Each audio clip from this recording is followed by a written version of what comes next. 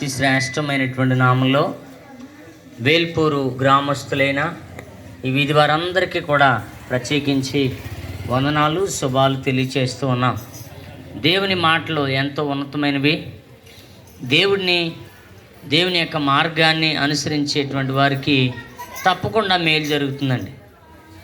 ఒక వృత్తాంతాన్ని బైబిల్ గ్రంథంలో నుంచి మీకు తెలియచేస్తాను. ఒక పెద్ద ఆయనకి 2 కుమారులు ఉన్నారట. ఆ 2 కుమారులు కూడా, ఒక కుమారుడు, పెద్ద కుమారుడు ఏం చేస్తానంటే వ్యవసాయం చేస్తూ ఉన్నాడు. చిన్న కుమారుడు బాగా చదువుకున్నాడు. చిన్న కుమారుడు కొన్నటువంటి ఆలోచన ఏంటంటే, నేను ఎక్కువ చదువుకున్నాను కదా, నాకు బాగా జ్ఞానం ఉంది, నాకు చదువు ఉంది అనే ఒకలాంటి గర్వంతో పెరుగుతూ ఉన్నాడు. అయితే మేజర్ అయ్యాడు. ఒక 18 సంవత్సరాలు దాటి దగ్గర 20 సంవత్సరాలకి ఆయన రావటం జరిగింది. అతను అన్నాడు ఒకరోజు సడన్గా తన తండ్రితో, ఏమన్నా తెలుసా, నా ఆస్తి నాకు పంచిచ్చేయి, మొత్తానికి నేను నా ఆస్తిని పట్టుకుని వెళ్ళి మంచి వ్యాపారం చేస్తాను. ఎందుకనంటే నేను బాగా తెలివైనోడు కదా, నేను బాగా చదువుకున్నాను కదా, కాబట్టి నాది నాకు ఇచ్చేస్తే నేను దూరదేశానికి వెళ్తాను, అక్కడ నువ్వు సంపాదించలేనంత సంపాదన నేను సంపాదిస్తాను అని ఆ తండ్రితో అన్నప్పుడు ఆ తండ్రి అన్నాడు, అలా కాదు నాన్న, నీవు ఉన్నది పోగొట్టుకోకుండా ఉంటే చాలు, నువ్వు పెద్దగా ఏమీ సంపాదించిన అవసరం లేదు, ఇక్కడ అన్నీ నీకు సౌకర్యాలు ఉన్నాయి కదా, మనం ఇంక సంపాదించి ఏం చేసుకుంటాం అన్నట్టుగా తండ్రి ఎంత చెప్పినా ఏమాత్రం ఆ కుమారుడు వినలేదండి. అయితే జరిగిన పరిణామాలను బట్టి చివరికి ఆ తండ్రి ఆ కుమారుడికి ఆస్తినిచ్చాడు. ఇవ్వగానే అతడు ఆ వ్యాపారానికి అన్నీ సమకూర్చుకొని అక్కడ చిల్లి గవ్వ కూడా లేకుండా అంతటినీ కూడా తీసుకుని దూరదేశానికి వెళ్ళాడు. అదేంటో కానీ ఏ దేశమైతే ఎంచుకున్నాడో ఆ దేశం ఒకప్పుడు గొప్పగా ఉండేది. ఆ దేశంలో ఉన్నటువంటి ప్రజలు సంపన్నులుగా ఉండేవారు. అలాంటిది ఆ దేశంలో ఇతడు అడుగు పెట్టగానే ఆ దేశం అంతా కరువైపోయింది. తినటానికి తిండి లేదు. ఆ దేశమంతా ఒకలాంటి దారుణమైనటువంటి స్థితిలోనికి దిగజారిపోయింది. అప్పుడు అక్కడున్నటువంటి వారందరూ కూడా, అనగా తన యొక్క స్నేహితులు, అతనితో పని చేయడానికి వెళ్ళినటువంటి వాళ్ళందరూ కూడా ఇతని దగ్గర డబ్బు అయిపోవడం చూసి ఒకరొకరుగా బయటకు వచ్చేస్తూ ఉన్నారు. అందరూ అతను విడిచిపెట్టి వెళ్ళిపోయారు. కానీ ఇతనికి సిగ్గేస్తుంది. ఏంటనంటే, అయ్యో నా డబ్బంతా పోయింది, నా తండ్రి దగ్గర అలాగా ఇలాగా అని నేను ఎన్నో మాటలు చెప్పి నా ఆస్తిని నేను తెచ్చుకున్నాను, అయ్యో ఇక్కడికి వచ్చిన తర్వాత నా ఆస్తి అంతా పోయింది అని వాపోతూ ఉన్నాడు. కొన్నాళ్ళకి తిండి లేనటువంటి వాడుగా అయిపోయాడు. అలాంటి పరిస్థితుల్లో ఈ యొక్క కుమారుడు ఎంతో ఆ ఆకలితో అలమటించిపోతూ ఉంటుంటే ఆ దేశంలో ఎవరి దగ్గరైనా చేరి పొట్ట నింపుకుందాం అనుకున్నాడు. మొత్తానికి ఎక్కడో ఒక పందులు కాపరిగా ఉన్నటువంటి ఒక వ్యక్తి దగ్గరికి వెళ్ళి, అయ్యా ఏదైనా పని చెప్పండి, ఆ పని చేస్తాను, ఒకవేళ నాకు ఏమీ జీతం ఇవ్వని అవసరం లేదు కానీ పట్టెడు అన్నం పెట్టండి చాలు, నా కడుపు నింపుకుంటాను, నేను బ్రతికితే చాలు అన్నట్టుగా ఆ కుమారుడు ప్రాధేయపడ్డాడు. ఇక చేసేదేం లేక ఆయన తన పనిలో పెట్టుకున్నాడు. ఆ పందులకి ఆ ఆహారం తెస్తున్నాడు కానీ ఈ కుమారుడికి ఏ విధమైన ఆహారం లేకుండా పోయింది. ఇలాగా చాలా రోజులు గడుస్తూ ఉన్నప్పుడు అండి, ఆకలి బాధ తట్టుకోలేక ఆ పందులు తినేది కూడా ఇతడు తినటం ప్రారంభించాడు.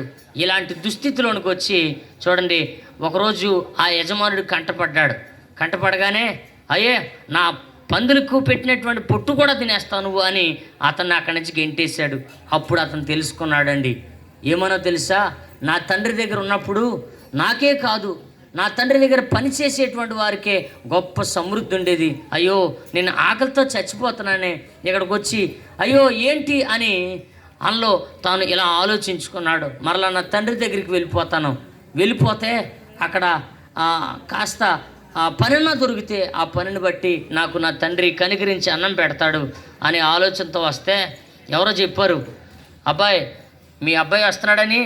ఎవరు అనగానే మొత్తానికి ఆ మాటను పట్టుకుని ఆ తండ్రి పరుగున దూరాన్ని నుంచి వస్తే ఆ కుమారుడికి చెప్పులు లేవండి, పైగా బట్టలు చినిగిపోయి ఉన్నాయి, అప్పటికే గడ్డం మాసిపోయింది, భయంకరమైన స్థితిలో ఉండటం ఆ తండ్రి చూసి అతన్ని పరిగెట్టుకుని వెళ్ళండి, అతన్ని కౌగిలించుకుని అతను ముద్దు పెట్టుకుని అతనికి కొత్త వస్త్రాలు తొడిగించి అతని స్థితిని అంతా మార్చాడండి. ఆ తండ్రి ఎలాగైతే ఆ కుమారుని ప్రేమించి చూడండి అతని హక్కుని చేర్చుకున్నాడో, ఈ లోకంలో చాలామందిమైనటువంటి మనము ఈ లోక వ్యాపకాల్లో పడి తండ్రి యొక్క మార్గాన్ని విడిచిపెట్టి మన ఇష్టం వచ్చినటువంటి మార్గంలో మనం నడిచి చివరికి ఆ వైకుంఠాన్ని చేరుకుందామని, ఆ పరలోకానికి వెళ్ళాలని ఎంతోమంది తాపత్రయపడుతున్నారు. దేవుని బిడ్డలారా, ఆలోచించండి. తండ్రి దగ్గర ఉన్నంతసేపు అతనికి ఎంత క్షేమమో, అలాగే మనం దేవుని యొద్ద ఉన్నప్పుడు అండి అది మనకి క్షేమం అండి. మన గమ్యం ఎక్కడికి చేరుతుందనంటే ఆ పరలోకానికి చేరుతుంది.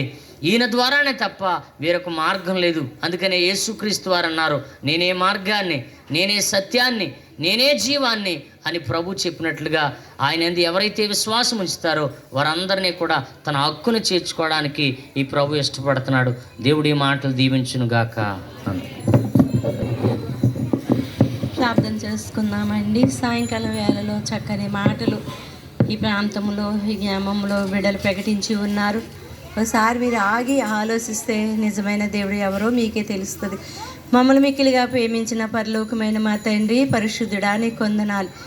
మహాగణుడు, మహోన్నతుడు, సర్వాధికారి, సర్వశక్తిమంతుడా నీకు వందనాలు. భూమి ఆకాశములు గతిస్తే గతించవచ్చేమో కానీ నా మాటలు ఎన్నడూ గతించవన్నావు తండ్రి, నీ స్తోత్రాలు. నీలాంటి దేవుడు, నీలాంటి దైవము ఈ లోకంలో ఎవరున్నారు ప్రభువా, నీకు వందనాలు. ప్రయాసపడి భారం వస్తున్న సమస్త జనులారా నా యొద్దకు రండి, నేను మీకు విశ్రాంతి కలగజేస్తాను. నీ భారం నా మీద మోపము, నిన్ను ఆదరిస్తానని చెప్పావు తండ్రి, నీకు వందనాలు.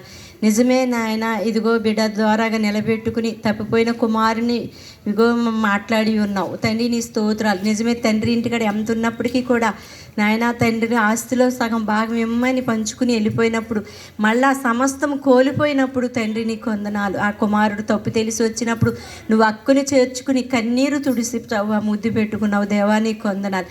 తల్లి వలె ఆదరించే దేవుడు, తండ్రి వలె ప్రేమించే దేవుడు నాయన. ఈ రాత్రి సాయంకాల వేళలో ప్రభువా నీకు వందనాలు. మైకు యంత్రం ఎంత దూరం అయితే వినిపిస్తుందో ఆయా స్థలాల్లో కూర్చున్న వారేమి ఆ స్థలాల్లో నాయన నిలబడి ఎవరైతే ఈ మాటలు విన్నారో వినటం వల్ల విశ్వాసం కలగజేయండి, అవగాహన దయచే ప్రభువా నీకు వందనాలు.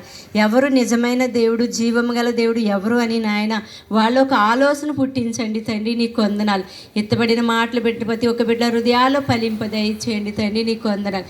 మేమందరం ఒకప్పుడు నిన్ను తునకరించబడిన వారమే నాయన, మేము తెలుసుకుని నీలో రక్షించబడి నాయన స్థిరపడి నువ్వే నిజమైన దేవుడు అని తల్లి వల్ల ఆదరిస్తూ తండ్రి వల్ల ప్రేమిస్తూ సంరక్షిస్తూ నాయన మా కన్నీరు తుడిసి మా ఎన్ని తట్టి మా బాధలన్నీ తీసి నాయన ఇది మా బాధల్లో సంతోషం కలగజేసినందుకు నీకు వందనాలు. నువ్వు నిజమే నాయన, నీది గొప్ప మమ్మల్ని సృష్టించిన విధానము చూస్తే భయమును ఆశ్చర్యము కలుగుతుంది.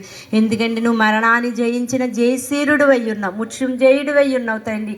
నీలాంటి దేవుడు ఈ లోకంలో ఎవరున్నారు ప్రభువా, నీకు వందనాలు. ఈ సాయంకాలం సమయంలో నాయన ఎవరైతే మనసు పెట్టి నీ మాటలు విన్నారో నాయన వినటం వల్ల విశ్వాసము కలగజేసి ఈ మాటల ద్వారా ఒక ఆత్మనైనా మీరు రక్షించి నీ నామానికి మహిమ తెచ్చుకోమని, కొద్దివాడి మనం నీ పాసాన్ని చేర్చుకోమని, తప్పులను క్షమించమని త్వరగా రాని యేసు నామములో అడిగి వేడుకుంటున్నాం పరమ తండ్రి, ఆమేన్.